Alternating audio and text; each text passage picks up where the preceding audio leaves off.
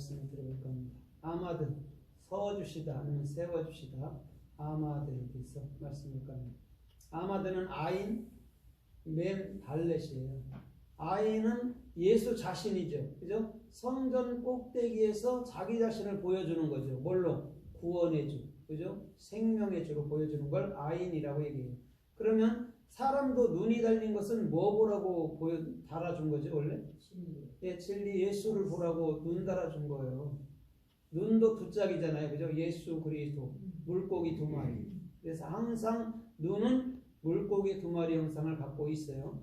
그 다음에 맴이라는 것은 뭐냐면 예수와가 사역하는 거예요. 그죠? 예수와가 사역하고 예수와가 십자가에서 완성해 놓은 것을 복음이라고 얘기하고 그 완성된 것을 갖고 누릴 수 있는 자가 진짜 그리스도인이라는 거죠. 그걸 맴, 사역 이렇게 얘기하는 거예요. 그래서 사역은 하늘로부터 오고 그 사역은 우리 마음에 반드시 하늘이라는 새 하늘과 새 땅을 창조해 주신다라는 거죠. 뭘로? 진리로.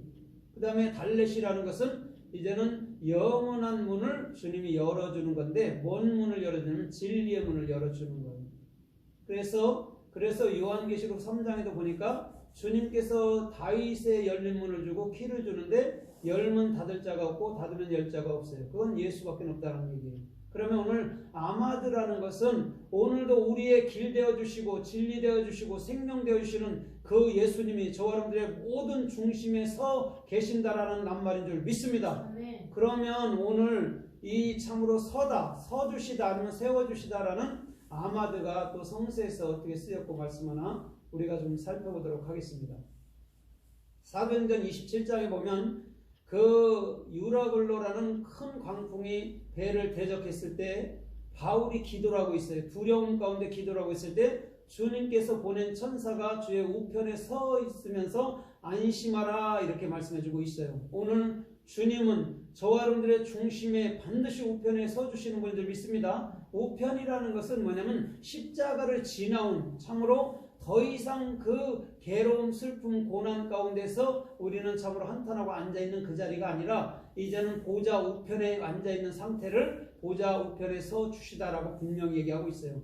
그러면 오늘 이 세대는 마치 풍랑과 여러 가지 문제와 환란이 있잖아요. 그죠? 그런데 주께서 내 오른편에 서주시면 요동할 길이 없어요. 요동할 필요가 없어요. 왜? 주님께서 모든 것 주장하고 계시니까 그렇단 말이에요. 그래서 마태복음 14장에도 주님이 풍랑이 일어나는 배 안에서 잠잠하라 하니까 풍랑이 언제 그랬냐 뜻이 싹 사라지고 없잖아요. 오늘 저와 여러분들의 삶도 마찬가지예요. 주님이 저와 여러분들의 마음 중심에 서주셔야 돼요. 아마도 해야 돼요. 그래야지만 우리가 진리를 알게 되고 또한 진리의 문이 열렸을 때에 우리는 더 이상 요동치 않냐고 오직 한 길 예수께서 원하시고 이끄시는 그 생명의 길로 달려갈 수 있다라고 주님은 말씀해 주고 계시단 말입니다.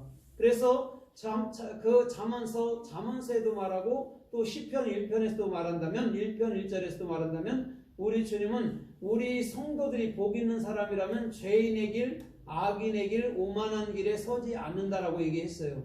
그럼 죄인의 길에 가지 않고 악인의 길에 가지 않고 오만한 길에 서지 않는다면 그 자는 여러분 그리스도 안에 있는 자밖에 없단 말이에요. 그죠? 어떤 사람도 여러분 그 길을 스스로 설 수는 없어요. 그런데 주님 안에 뚜렷이 선다 할 때 주님께서 우리 가운데 더 나가서 서주신다 할 때 우리는 더 이상 죄의 길이 또 악인의 길이 오만이라는 것을 알게 되는 거예요. 왜? 나 자신을 십자가에서 부인하기 때문에 우리는 그 길에 서지 않는다라고 주님은 말씀하고 있다라는 거예요. 그래서 누가복음 18장에서도 두 부류가 서서 기도하잖아요. 그죠? 세리와 또한 참으로 바리새인이 기도하잖아요. 그죠? 한 무리는 내가 얼마를 기도했고 얼마를 금식했고 했다의 얘기예요. 그죠? 근데 한 사람은 세리는 감히 눈도 들지도 아니하고 죄인으로서이다만 한단 말이에요. 그런데도 주님은 세리의 기도를 더 확실하게 듣는다고 말씀하거든요.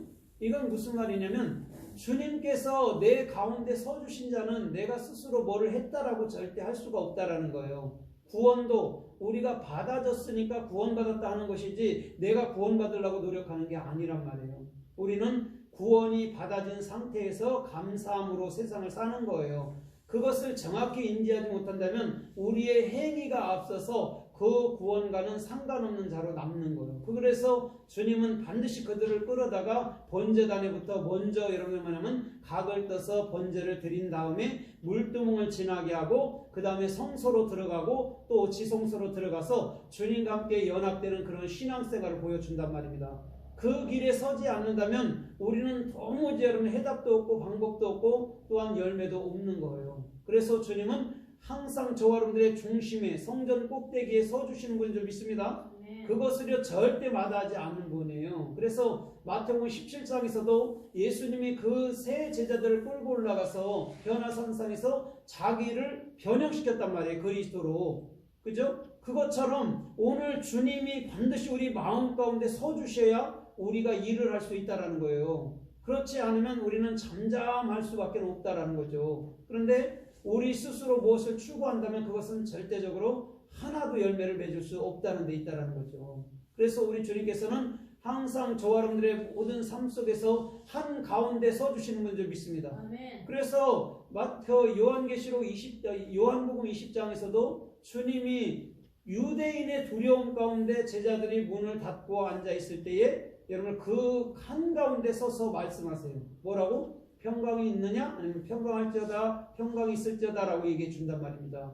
주님은 항상 우리의 한가운데 서기를 원하는 거예요. 왜? 한가운데 서는 것은 절대 좌로나 우로나 치우치지 않았다라는 거예요. 자와 우가 하나가 돼야 돼요. 그죠? 치우치면 안 돼요. 자가 우가 정확히 하나가 될 때에 그것이 주님께서 원하는 아마드, 내가 네 중심에 서줬기 때문에 네가 그렇게 살 수 있는 거야 라고 주님이 말씀해 주신다는 거죠. 그래서 시편 134편 1절로 2절로 3절까지도 읽어보면 밤에 여호와의 집에 서 있는 여호와의 종들아 이렇게 얘기한단 말이에요. 밤인데 라일라라는 게 뭐냐면 진리를 익히는 그때를 라일라라 밤이라 얘기해요. 그런데 그는 성전에 서 있단 말이에요. 뭐 어떤 모습으로? 종의 모습으로. 여기서 종의 모습이라는 오베드라는 것은요 정확히 나의 주권을 쓰지 않는 거예요. 주님 난 아무것도 아닙니다. 주님이 명령하시면 나는 그것을 따를 겁니다 할 만큼 절대적인 주님을 신뢰하는 자를 종인데 그가 서 있다라고 성전에 서 있다라고 얘기하는 거예요. 그러면 오늘 주님이 그 가운데 서 주시니까 이 사람들이 밤인데도 그 성전에서 서서 주님의 음성을 듣고 있는 것인 줄 믿습니다. 주님의 음성을 듣길 원하면요 계속해서 내 생각과 마음이 주님께 고정돼야 돼요.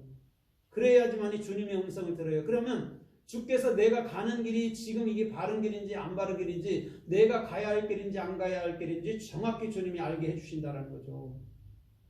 그런데 주님께 역점을 두지도 않고 내 스스로 생각하고 고민하다 보면 다른 것들이 내 앞에 나타나는 거예요. 그래서 우리 주님께서는 항상 저와 여러분들의 중심이 깨어있기를 원하고 또한 우리 중심 자리에는 그리스도가 서 계시기를 스스로 원하는 거죠. 그래서 창세기 3장에서도 날이 서늘할 때에 여호와께서 에덴을 거느시는 거예요. 에덴은 여러분들 마음이에요. 주님이 서 계시단 말이죠. 왜? 오늘도 우리를 통치하기 위해서 주님은 우리 가운데 서주시는 분이라는 것이죠. 그러면 그분의 중심에서 흘러나오는 그 말로 분명히 아담과 하와는 살아야 될 줄 믿습니다. 그러나 사람의 생각이 들어갈 때는 이미 주님과 등지게 되는 거예요.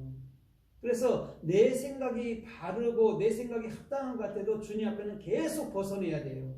그래야지만이 주님의 뜻이 저 잠언서 19장 21절의 말씀처럼 너 사람의 마음엔 계획이 있을지라도 여러 가지 계획이 있을지라도 주님의 뜻이 완전하게 선다라고 얘기하는 거예요. 거기도 선다라고 분명히 얘기한단 말입니다. 오늘 그리스도께서 서주실 때 저와 여러분들은 절대 요동치 아니하고 주께서 원하는 생명의 존귀한 길로 달려갈 수 있을 줄 믿습니다. 아멘. 그래서 창세기 19장 27절에서도 아브라함이 전에 섰던 곳에 서서 소돔과 고모라를 바라보니까 옹기전처럼 연기가 나고 유황불이 떨어지더라는 거죠. 그러면 아브라함은 창세기 18장에서 지금 중복기도를 했단 말이에요. 그죠? 롯을 위해서. 그런데 아브라함이 보고 있는 것은 소돔과 고모라 성에 유황이 비처럼 내리는 것을 보고 있다란 말이죠. 그럼 아브라함은 뭘 보고 있는 걸까요? 하나님의 그 애쉬라는 유황이라는 불이 고페르트라는 그 유황이라는 것이 원래는 그 방주 만드는 방주를 진 나무가 고펠이거든요.